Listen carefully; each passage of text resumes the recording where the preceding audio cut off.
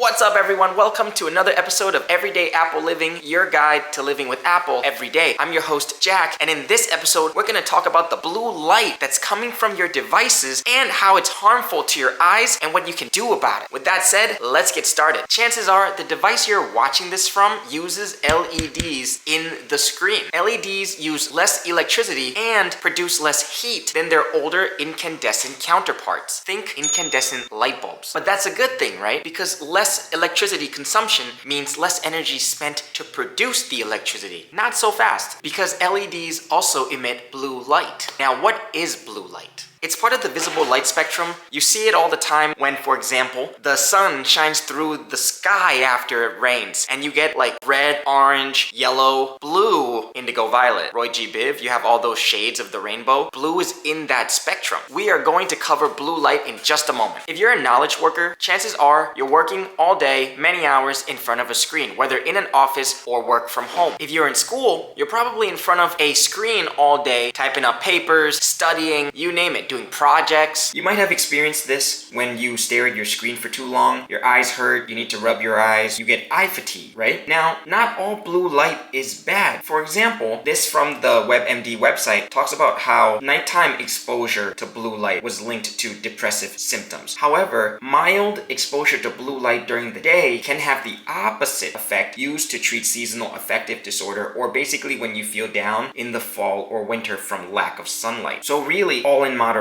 Another issue that arises from blue light is how screen time at night is linked to poor sleep. This is also from WebMD, but basically the blue light that's emitted from your devices messes with your body's circadian rhythm or sleep cycle. The blue light actually tries to signal to your brain to wake up instead of winding down. Another problem that arises from the blue light being emitted by our devices is that it harms our children's eyes as well. They don't filter blue light as well as adults' eyes do, and with a lot more schools giving tablets and laptops to kids nowadays, whether elementary school up through high school, they're being exposed to more blue light at a younger age. So in order to protect their eyes, we need to do something about it. So now that you know the problems, what are the solutions? Here are 3 potential solutions to the blue light problem coming from your devices. Solution 1.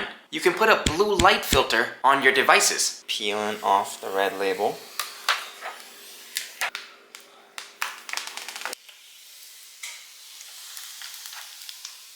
My eyes are hurting less now just by looking at it. It's amazing. Knowing that I have less blue light entering my eyes because I spend hours a day editing videos makes me feel so much better. The one I got blocks about 70% of blue light. I've put blue light filters on before on my previous laptops, and I can vouch that it does help reduce eye fatigue. According to Wikipedia, the blue light wavelength is usually 400 to 450 nanometers. So hopefully that range of blue light from this laptop filter blocks out a little bit of that. You can get this filter on Amazon via my affiliate link in the description below. It doesn't cost extra to you, but I might make a little commission off the sale, help support the channel. I see these blue light filters being extremely important for iPads, laptops, and desktops in school. More and more schools are giving iPads to elementary school kids, middle school kids, high school kids. It's lighter than carrying around physical textbooks, and you can install various apps to teach kids, for example, math, in a more engaging way than on a piece of paper, along with a variety of other subjects. We need to protect their young eyes before they grow up and need glasses from years worth of blue light damage. Solution number 2. You can change your screens to have a warmer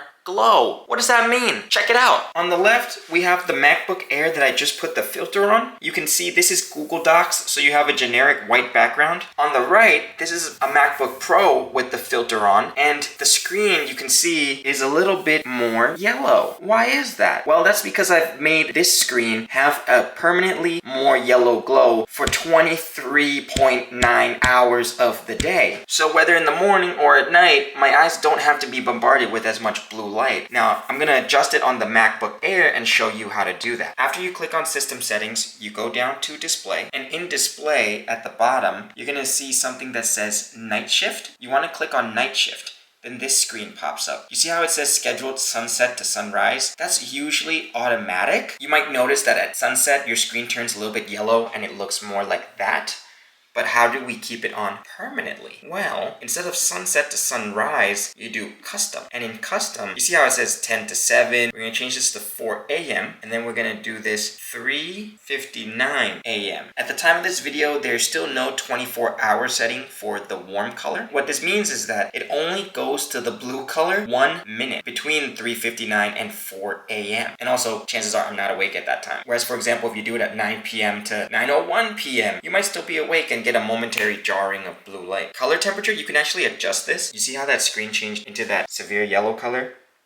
See, this is cold, this is warm. You can turn the dial to adjust your preference. So you saw how it was set in the middle? We're actually just gonna set it all to yellow. So now, they're both roughly the same yellow, and you can't tell. Whereas if I do this, you see the contrast now? So here we go. Boom. We're gonna click done. And there you go. You've turned your screen warm, which should be even better for your eyesight. One of the issues with warm light, however, is if you're in the graphic design business or any business that requires a high fidelity to colors and design, you're most likely going to want to see the colors as real as possible, because once it's out in the world, it's not like everyone is going to be walking through with a warm light filter on. So that's the one caveat to the blue light setting. Though I think if you have the blue light filter on, even if you don't do the warm light setting, you're still better off than when you didn't have the blue light filter on at all. The third tip, and now this might be the most unpopular tip / suggestion, is you could just really use less tech. Like when you're trying to go to bed, instead of getting into bed, getting out your smartphone, and then trying to watch a show when you're trying to sleep, you could read a book. A physical book, not an e-book.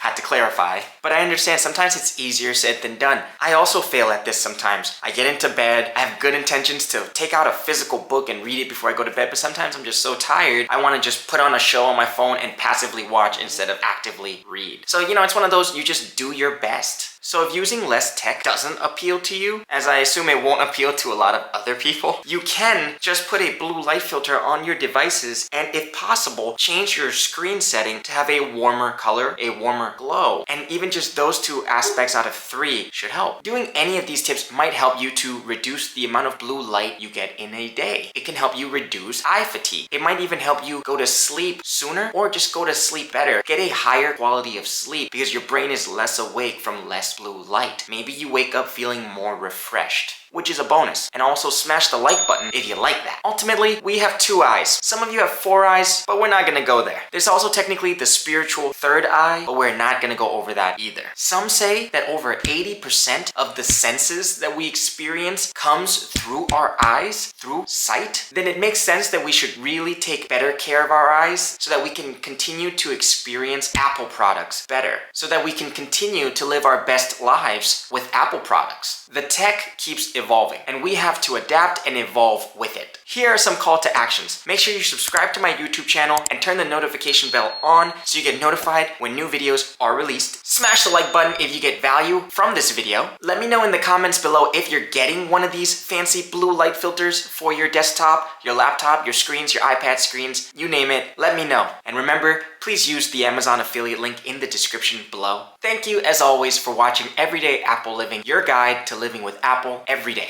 In this corner, you should see a little round circle with my profile in it. Click on that and a subscribe button will show up, and subscribe to the channel. Until next time, peace!